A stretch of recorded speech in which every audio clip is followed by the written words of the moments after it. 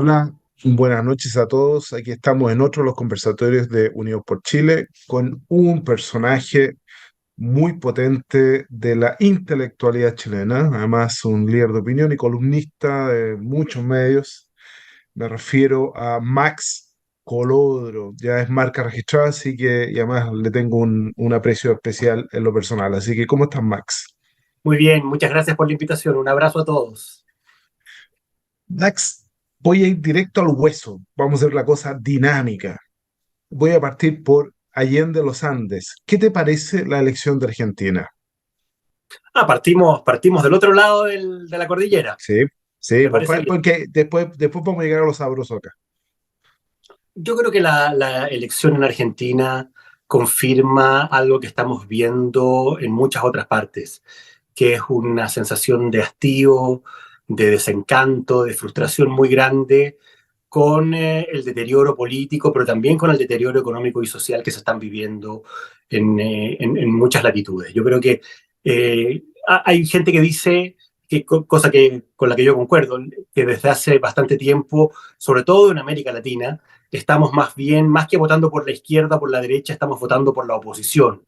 Estamos votando por la alternancia, precisamente porque el desencanto con los gobiernos de turno, más allá de cuál sea el signo político, es muy grande. Yo creo que algo de eso hay, es cierto, pero en el caso de Argentina, yo creo que la radicalidad que representa el liderazgo de Milei se explica porque la verdad es que es un país que lleva muchísimo tiempo en una espiral de deterioro social, de deterioro económico y de deterioro político, que hace que haya surgido una alternativa muy radical de cambio y que un sector importante de la sociedad y sobre todo, que es algo bien interesante de analizar, la gente más joven, se supone que en general la gente más joven tiende a votar por el mundo progre. Bueno, algo muy interesante está pasando en Argentina, que la gente más joven se ha volcado por un liderazgo muy distinto. Y a casi 2 meses de la elección definitiva o final, digamos, ¿quién crees que va a ser el próximo presidente de Argentina? Ciencia ficción. Sinceramente, sinceramente no lo sé, pero hasta antes del domingo veía poco probable la posibilidad de que Milei tuviera una chance en serio, y ahora creo que sí es posible. Creo que se estaba generando esto que los físicos llaman un momentum en la política argentina. Creo que el resultado inesperado, porque las encuestas no lo anticiparon de ninguna manera, el resultado del domingo, creo que el golpe que significó para la política argentina y para la opinión pública le puede significar un momento, una cosa que vaya creciendo, fortaleciéndose, consolidándose, y que finalmente sea Milei el que pase a segunda vuelta y termine eventualmente ganando las elecciones. Yo creo que eso, si hasta antes del domingo lo veía muy improbable, hoy día lo veo como una posibilidad. Ok, y eso potencialmente si Milei llegara a ser presidente, y me refiero a Milei en particular y no hablo de los otros dos candidatos que están pasando, porque los otros dos están como dentro de lo esperado en política. Entonces, si Milei llegara efectivamente a transformarse en presidente, ¿tú crees que eso tiene un efecto tipo dominó en otros países de Latinoamérica? ¿Tú crees que nos afecta a nosotros de alguna manera? Yo creo que sí, yo creo que sería una señal importante. Argentina es un referente para nosotros, es un país con el que tenemos relaciones muy cercanas. La política argentina siempre ha influido en la situación interna en Chile, pero además, si Milei termina ganando las elecciones presidenciales, va a confirmar lo que ha ocurrido en Estados Unidos. Acuérdate lo que fue la sorpresa del triunfo de Donald Trump, fue algo muy inesperado también, lo que significó el triunfo de Bolsonaro en Brasil, lo que ha significado Maloney en Italia. Yo creo que es un fenómeno general de rechazo, como te decía, a la política tradicional, a los partidos tradicionales, a los bloques tradicionales en este caso. Y yo creo que de alguna manera algo de eso hemos estado viviendo en Chile en el último tiempo. Y yo creo que el triunfo también inesperado y que las encuestas no anticiparon del Partido Republicano en la elección de los consejeros constitucionales, que el Partido Republicano se alzara con un 35% de los votos, que uno de cada tres chilenos tomara la decisión de votar por republicanos, también expresa un sentimiento de cansancio, de rabia, de desafección, parecido a lo que está ocurriendo en Argentina y en otras partes. Tú, desde el punto de vista sociológico, Max, tú que eres experto en esas áreas, ¿crees que las democracias como las conocemos están de alguna forma en riesgo, en entredicho? ¿Crees que esta suerte de sin sabor, esta suerte de desesperanza, desgobierno y además de mala política y malas políticas públicas, el día de mañana pudiesen impulsar a gobiernos muy populistas? Yo creo que sí, yo creo que es un riesgo, pero es un riesgo que también se puede mirar desde una perspectiva más global, más general, histórica incluso. Te lo voy a plantear más bien en positivo. En mi opinión, estamos viviendo un ciclo en el cual lo que está crujiendo realmente, más allá de los sistemas políticos y de las democracias, por lo tanto, es el Estado Nacional. El Estado Nacional es una criatura relativamente reciente en la historia humana. Tiene 300 años, 250 años. Surge a partir de la Revolución Francesa y a partir de la Revolución Independentista en Estados Unidos. Y a partir de ahí el mundo moderno se configura en torno a los estados nacionales. Y yo tengo la convicción de que la globalización finalmente está debilitando a los estados. Le está pasando por encima a los estados. Hoy día las decisiones ya no se toman fundamentalmente a nivel de gobiernos. Hoy día hay otras dinámicas más complejas, más globales. Hoy día, si tú me lo preguntaras, yo te diría que tenemos un gobierno mundial que es más poderoso que cualquier gobierno y que cualquier Estado, que se llama mercado de capitales global. Es ahí, es en el mercado de capitales global por donde pasan las grandes decisiones que se están tomando hoy día en el mundo en materia de dónde invertir, hacia dónde confluyen los recursos económicos, los flujos financieros, qué es lo que se crea, qué es lo que se produce.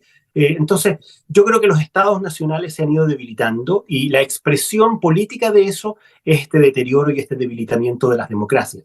En ese sentido, yo creo que este proceso global que estamos viviendo de globalización y de deterioro de los estados nacionales es un poco un proceso sin vuelta atrás.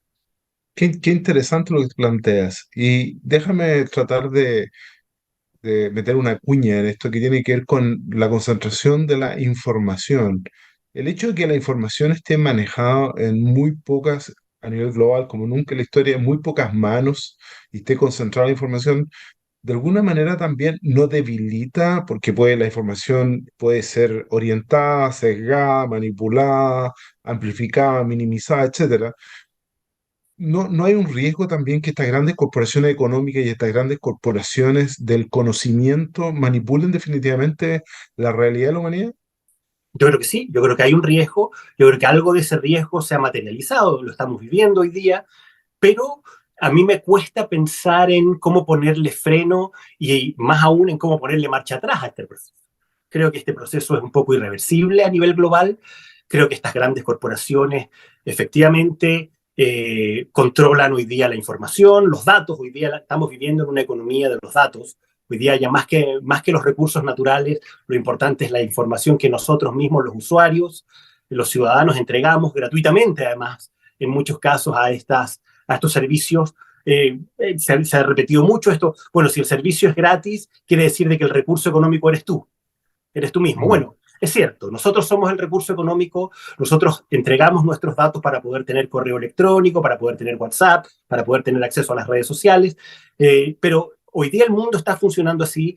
Creo que hay que hacer un esfuerzo a nivel global por ponerle bordes y por ponerle orillas a este proceso, pero no lo veo fácil. Creo que el mundo ha entrado en una dinámica donde estas grandes corporaciones eh, terminan manejando a los ciudadanos porque conocen a las personas mejor que las personas. Bien, Este es como un gran inconsciente colectivo, así el como nivel tenemos un humano, ¿no? inconsciente personal que nos maneja y que no logramos controlar. Bueno, ahora tenemos un inconsciente que nos maneja porque sabe muy bien cuáles son nuestros likes, qué es lo que nos gusta, qué es lo que no nos gusta, nos provee de los estímulos para seguir incentivando ciertas conductas y ciertas decisiones, sobre todo decisiones económicas, pero hoy día no le veo una posibilidad de control, de resguardo a ese fenómeno.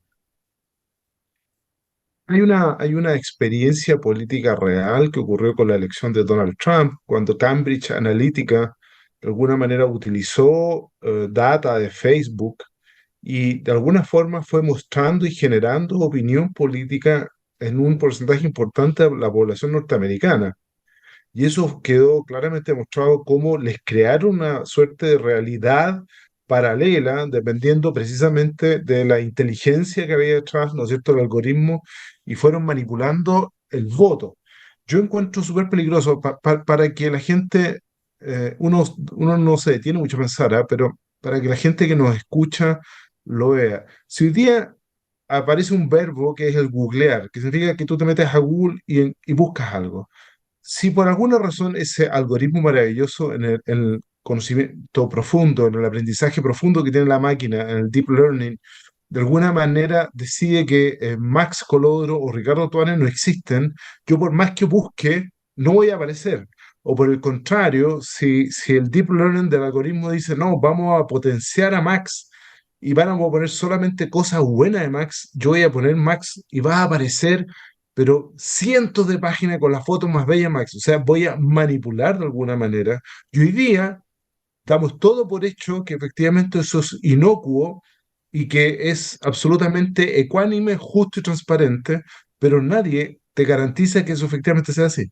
Nadie. Es cierto, estoy completamente de acuerdo contigo. Creo que la experiencia de lo que fue la campaña de Donald Trump en eso fue muy aleccionadora de cuáles son los riesgos que tiene este fenómeno y este proceso en el que estamos. Pero, como te digo, creo que vamos en esa dirección y no veo, por ahora al menos, la capacidad de que los estados, las legislaciones nacionales logren poder controlar finalmente estas capacidades. Y a este fenómeno de los algoritmos, que como te digo, terminan siendo casi parte de nuestro inconsciente porque nos conocen mejor que nosotros mismos, bueno, ahora vamos a tener que ir sumándole y agregándole todo el desafío que va a implicar la inteligencia artificial, que es algo que se está socializando, masificando. Hubo un par de grandes empresarios que intentaron que esto se demorara 6 meses, un año. Tú te das cuenta que al final la posibilidad de controlar y la posibilidad de impedir de que estos fenómenos sigan avanzando y desarrollándose es prácticamente cero. Y la verdad es que estamos frente a un desafío bien complejo. Yo en eso estoy de acuerdo contigo. Max, volvamos al territorio nacional, entendiendo que mi ley puede ser una suerte de voto de protesta. Pero se da aquí también en Chile la paradoja que hay un grupo importante de chilenos no despreciable, un 25, un 27, un 28%, dependiendo de la encuesta, que sigue apoyando al presidente Boric, a pesar de que claramente ha habido situaciones en las cuales si uno tuviese cierta distancia objetiva a lo que ocurre, uno diría, no, yo te dejo apoyar hasta que se esclarezca esto que está pasando por lo menos. ¿Por qué tú crees que el presidente sigue contando con ese porcentaje de apoyo a pesar del escándalo, por ejemplo, de las fundaciones o los indultos de efectivamente delincuentes?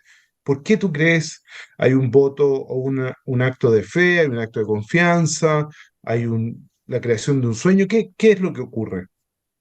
Mira, yo creo que hay muchas cosas. Probablemente hay gente que tiene acceso a ciertos beneficios económicos y que más allá de cualquier cosa, eso le importa, le ayuda, le cambia y le mejora sus condiciones de vida. Yo creo que efectivamente puede haber muchas cosas, pero te voy a decir algo políticamente incorrecto. Yo sinceramente creo que al final, este 28-30% de gente que es incondicional del gobierno, lo único que le importa, lo único que verdaderamente le importa es que no gobierne la derecha. Es ese sector que apoyó con entusiasmo el estallido social, que apoyó con entusiasmo todo lo que significó, que vio sinceramente el estallido social como algo que podía abrir puertas a un mejor futuro, que puso y depositó sus esperanzas en un estallido social tan violento como el que vivimos en Chile, que después apoyó la propuesta constitucional, el apruebo, incondicionalmente, y que lo único que realmente le importa es que este otro Chile, este otro país que vota por la derecha, no llegue al gobierno. Y que por lo tanto, y que cuando gobierna está dispuesto a hacer cosas como las que ocurrieron y como las que se justificaron y se apoyaron a partir del 18 de octubre. Entonces yo creo que es un sector muy duro, un sector que es muy, hay dentro hay un sector muy duro, muy ideologizado, que responde más bien a una lógica política por sobre todas las cosas. Para tratar de entender la psicología de lo que hay detrás, porque, es decir, la objetividad de la prueba o del acto no importa, lo mío es un acto de fe. Yo desde la emoción, no hay un acto racional, porque yo digo, quemar iglesias no es buena cosa, estaremos todos de acuerdo que no es buena cosa, sin embargo yo apoyo la quema de las iglesias porque eso me lleva en una suerte de limpieza para construir un mundo mejor. No es bueno, ¿no es cierto?, saquear o destruir o vandalizar un centro cívico, pero yo lo apoyo porque eso, de nuevo, es un camino de purificación. Una suerte así es eso, es como lo hacía el Ku Klux Klan, es que no lo puedo Yo, entender no, desde el punto de vista psicológico. yo sinceramente no creo que la gente en concreto apoye cosas como las que estamos comentando, cosas terribles como las que han pasado el día de hoy en el sur de Chile, en que un agricultor muere baleado, en que se siguen quemando escuelas rurales, se siguen quemando templos religiosos. Yo creo que la gente no apoya eso, pero hay un sector de gente, hay un sector de Chile que yo es algo que he sentido desde antes incluso del estallido social, que está dispuesta a apoyar cualquier cosa con tal de que no gobiernen los sectores que estuvieron vinculados al régimen militar. Y Ok, que siente que esa es una historia que está presente, siente que es una historia que está viva todavía y que lo único que le importa es que los sectores que fueron partidarios del régimen militar bajo ninguna condición puedan volver al gobierno y si vuelven al gobierno están dispuestos a hacer probablemente y a justificar y a validar muchas cosas que no estarían dispuestos a validar y a justificar en ninguna otra circunstancia. ok. O sea, hay una historia, de alguna manera, con que hay un compromiso afectivo en esa historia, de una vivencia, de probablemente dolor, desplazamiento, de sentirse marginado, y por lo tanto eso genera la conducta de emoción. Ok, eso significa, de acuerdo a lo que tú estás diciendo, que si el próximo gobierno en 2 años más fuera un gobierno de derecha, tú asumes que vamos a tener de alguna manera una reacción dura nuevamente a este sector. No tengo ninguna duda, lamentablemente. Yo creo que la reacción dura y el deterioro del sistema político en Chile y la profundización de los fenómenos de polarización que hemos vivido se inician, a mi juicio, en mi opinión, a partir del 2010 y no del 2019. Se inician con la llegada de Sebastián Piñera y con el triunfo por primera vez después de 20 años de la centro-derecha en Chile. Y eso fue el movimiento estudiantil y el cuestionamiento a todo lo que se había construido en Chile desde el año 90 en adelante tiene ese origen. La Ok, reinstalación del imperativo de cambiar la constitución, de hacerle cambios refundacionales al modelo económico, de todo ese discurso, eso se reinstala en Chile a partir del triunfo de la centro derecha el año 2010. Entonces, yo ok, creo que eso es un dato. A ver, te lo voy a plantear en otros términos. Yo creo que el principal desafío político que tiene la sociedad chilena, el principal desafío político, es la normalización de la alternancia en el poder. Para nosotros y para un sector muy importante de la sociedad chilena, entre los cuales está este núcleo duro que apoya al gobierno bajo cualquier circunstancia, la alternancia en el poder, más que una señal o un síntoma de normalidad, es una anormalidad. Y por lo tanto, cuando esa normalidad se produce, cuando en este país, entre comillas, cultural y mayoritariamente de centro izquierda o de izquierda, gana la derecha, como que las reglas del juego del sistema político, las reglas del juego del sistema democrático, literalmente se desfondan en un cierto sector de la sociedad. ok. Pero eso no es muy de buen pronóstico, digamos, porque significa No, que no es de vamos a buen tener. plan. No, no es buen pronóstico, en el fondo, porque lo que uno quisiera es que en el juego democrático uno fuese capaz de aceptar la victoria o la derrota, digamos, porque esa es una regla básica de la democracia. Y si yo soy derrotado, no voy a ir a patear el tablero porque acepté las reglas precisamente del juego. Entonces, el gobierno que venga, si no es un gobierno que represente a estos sectores más duros, va a tener problemas nuevamente. Yo no tengo ninguna duda de eso, lamentablemente. Y creo que Ok, lo que hemos vivido en este año y medio es más bien la confirmación de eso. O sea, las injusticias, las desigualdades, las inequidades de la sociedad chilena siguen siendo las mismas, enormes obviamente, y las mismas del 18 de octubre. Y sin embargo, cuando gobierna la izquierda, este país es una taza de leche.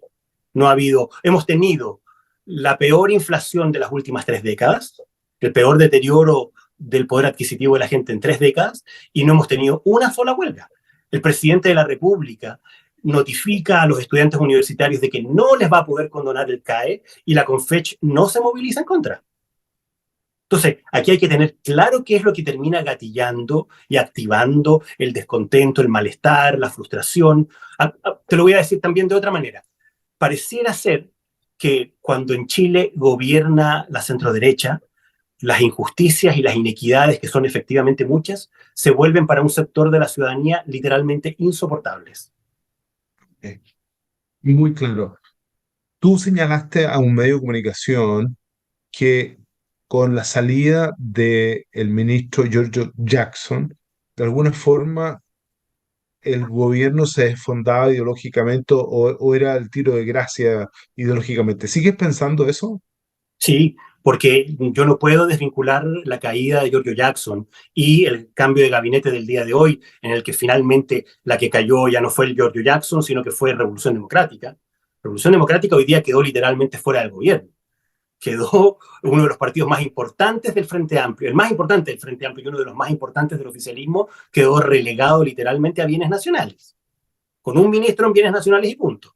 Es decir, el presidente lo que hizo el día de hoy fue tomar distancia de Revolución Democrática. Esa fue la principal señal política que se dio con el cambio de gabinete del día de hoy. Pero la caída de Jackson y la caída de Revolución Democrática el día de hoy en este cambio de gabinete son, entre otras cosas, la consecuencia del 4 de septiembre, de la derrota abrumadora del proyecto político que esta generación y este movimiento tenía a partir del 2011, la idea de refundar Chile, de ser la tumba del neoliberalismo, etcétera, de cambiar la constitución vigente y de lo que fue la reafirmación de esa derrota del 4 de septiembre el 7 de mayo, cuando 1 de cada 2 chilenos votó por la derecha y 1 de cada 3 terminó votando ni más ni menos que por el Partido Republicano. Entonces, lo que está pasando hoy día en el gobierno, la caída de Jackson y el deterioro político que se está viviendo hoy día producto de, además, tener que agregarle casos gravísimos y transversales y masivos de corrupción,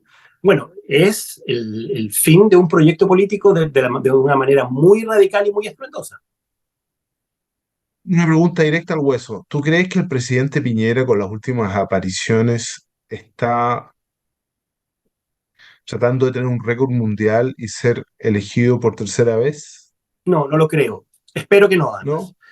Creo que Sebastián Piñera es una persona, en el fondo, bien intencionada, que está tratando de jugar un rol político para tratar de destrabar una tensión, una relación muy crispada entre el gobierno y la oposición, y eventualmente incluso de ayudar al gobierno a poder terminar medianamente, razonablemente bien, algo parecido a lo que hizo Pablo Longueira con el gobierno de Lagos a comienzos de los 2000.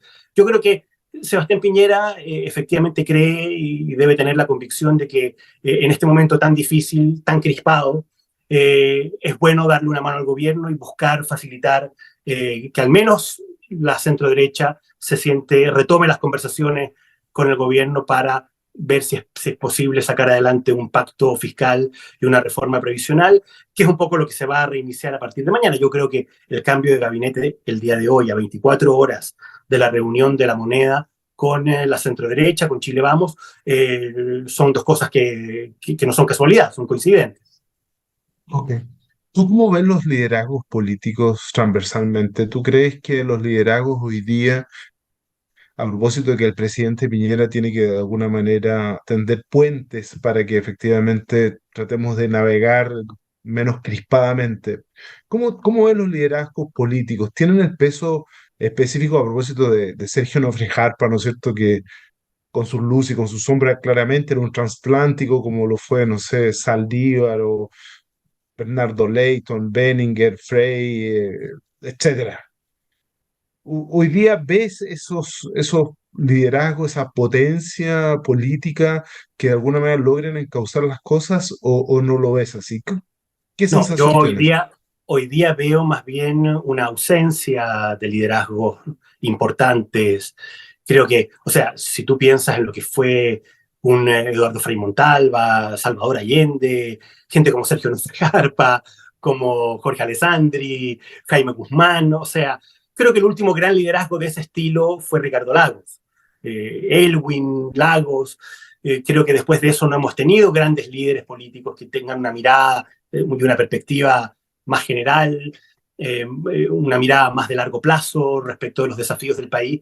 Creo que hoy día más bien lo que estamos viviendo es un deterioro muy fuerte de la política y en eso creo que ha contribuido mucho, lamentablemente, el cambio del sistema político, el cambio en el sistema electoral a partir del 2015, cuando pasamos de tener 6 partidos en el Congreso a tener 21 como hoy día, partidos además muy pequeños, muy fragmentados.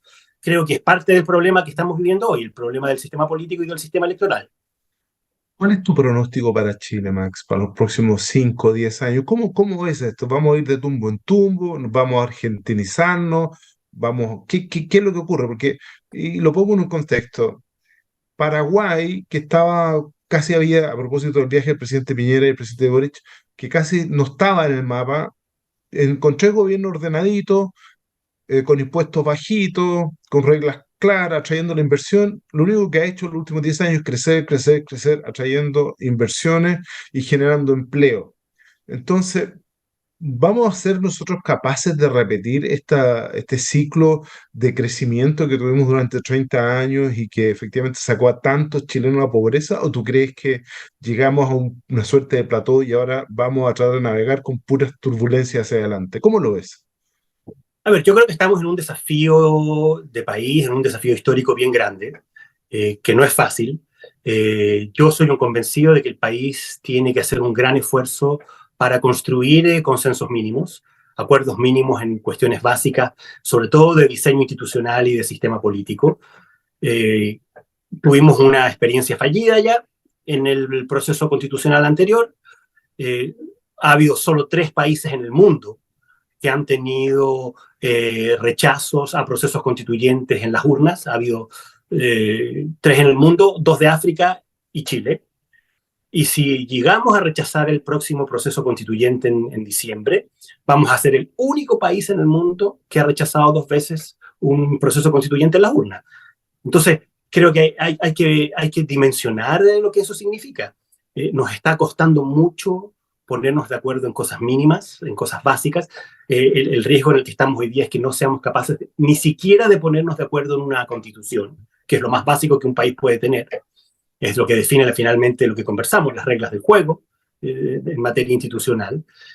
Y creo que si el país no logra resolver eso, estamos condenados no a un abismo. Creo que el abismo, el riesgo del abismo, lo tuvimos en el proceso constituyente anterior y nos salvamos de eso. Creo que el país rechazó eso, el país estuvo al borde del abismo y no cayó en el abismo. Pero lo que sí corremos el riesgo hoy día es de seguir deteriorándonos y de no poder salir de esta espiral de deterioro económico, de un país que ya no crece, de un país que tiene cada vez menos inversión y no más, de un país donde se han duplicado en los últimos 4 años los campamentos y las tomas, con un deterioro de la seguridad y del orden público tremendo, con cosas espantosas como las que están pasando todos los días en el sur, con una inmigración ilegal que no se puede controlar, con el aumento de la informalidad en el mercado laboral. Es decir, yo creo que el país tiene hoy día desafíos enormes, que la única manera que podemos enfrentarlos es generando acuerdos y consensos mínimos. Pero creo que hoy día la principal dificultad para generar esos consensos mínimos no es la Constitución, es el que hay un sector de la sociedad chilena que no acepta la alternancia en el poder y que cuando la alternancia en el poder finalmente se produce, está dispuesta a justificar lo injustificable. Entonces estamos en lo que se diría en un zapato chino, porque si efectivamente yo no estoy dispuesto a aceptar las reglas de la democracia, que es básico, que si un voto un hombre, ¿no es cierto? Una mujer un voto, y no estoy dispuesto a aceptar eso, ¿cómo me pongo de acuerdo en todo el resto de las cosas? Bueno, tenemos que hacer un gran esfuerzo, sacar al pizarrón a ese sector que no está dispuesto a aceptar las reglas del juego. Yo creo que a mí, si tú me preguntas a mi juicio, ¿cuál es el gran déficit que le ves y que le has visto a la derecha en estos últimos 10 años? Es que no ha puesto este tema como un tema central de discusión en la sociedad chilena. El que mientras no seamos capaces de normalizar la alternancia en el poder y de aceptar que gobiernan las mayorías con respeto de las minorías y de que las minorías tienen que aceptar cuando pierden, tienen que aceptar las reglas del juego. Bueno, si no somos capaces de poner al pizarrón, de sacar al pizarrón a ese sector de la sociedad chilena, este problema va a seguir siendo un problema endémico. Y en el próximo gobierno, que ya sea que la derecha gane en 2 años y medio más o en 7 años más o cuando sea, va a volver a pasarnos la cuenta de la misma manera en que nos pasó la cuenta en el primer gobierno de Sebastián Piñera y sobre todo en el segundo gobierno a partir del estallido social. Max, como siempre, ha sido un placer conversar contigo. Me dejaste preocupado. Veo que para Yo creo que adelante, me alegro que estemos preocupados, pero como dice el dicho, tenemos que pasar de estar preocupados a estar ocupados en hacer todos, desde los distintos sectores. Yo me sigo sintiendo, a pesar de todo, culturalmente de centroizquierda, pero mi distancia insalvable con la centroizquierda chilena se produjo precisamente por cuando entendí y asumí y me di cuenta de que la centroizquierda chilena no estaba dispuesta a aceptar las reglas del juego cuando perdía. lo que has dicho lo encuentro súper valioso, muy transparente y muy profundo. Mm, Y te lo agradezco de verdad, digamos, porque cuando uno se sienta en la mesa y es capaz de intercambiar opiniones y con el valor de la experiencia que tienes tú y el conocimiento, uno lo agradece. Y además hay un reconocimiento implícito a tu historia, el de dónde vienes. Y eso es una cuestión tremendamente valiosa. Yo no puedo sino Te puedo antes agradecerte. de terminar de dar Sí, dale, dale un lo que pequeño quieras. paréntesis? El costo que ha pagado la gente, que pagamos mucho y sobre todo otros, al margen mío, por haber sido parte de la centroizquierda, por el rechazo, fue un costo gigantesco. Tú no te imaginas el costo que pagó una Javiera Parada, que pagó Oscar Landerreche, el costo que ha pagado Christian Barken, el costo que pagó Alemparte. O sea, ha sido un costo tremendo. Pero Pero esto es lo más importante que tenemos hoy día en juego, la posibilidad de reencontrarnos a pesar de nuestras diferencias en el reconocimiento de que las reglas del juego valen cuando uno gana, pero sobre todo valen y se reconocen cuando uno pierde. ese es un acto de madurez cívica e intelectual muy profundo que yo quisiera que todos estuviesen dispuestos a hacer. Pero me temo, y en esto discrepo contigo, que dado que el reconocimiento o el apoyo de los ultras es más bien un acto de fe y no un acto racional de cómo construir un mejor país, me temo que lamentablemente no va a ser muy fácil el que No va a ser fácil. efectivamente tu actor que tienes al frente diga, estoy dispuesto a reconocer cuando pierdo. Estoy de acuerdo. Bueno, no va a ser fácil, pero tenemos que hacer esa pega porque si no la hacemos, condenamos al país a no tener salida de la situación en la que está hoy día. Bueno, en eso estamos en Unidos por Chile, tratando precisamente, como dice nuestro nombre, unir a Chile desde las distintas miradas en este país maravilloso que nos une, que tiene una tradición, que tiene una historia, con sus luces, con sus sombras, pero somos así, po, con luces y con sombras, unidos por Chile. Max, como siempre, un abrazo y gracias infinita por compartir tu sabiduría con nosotros. Un abrazo a ti y un abrazo a todos los integrantes de Unidos por Chile. Tenemos grandes desafíos, una gran pega por delante. Sí, sin lugar a dudas, pero con gente como tú, de seguro que lo vamos a lograr.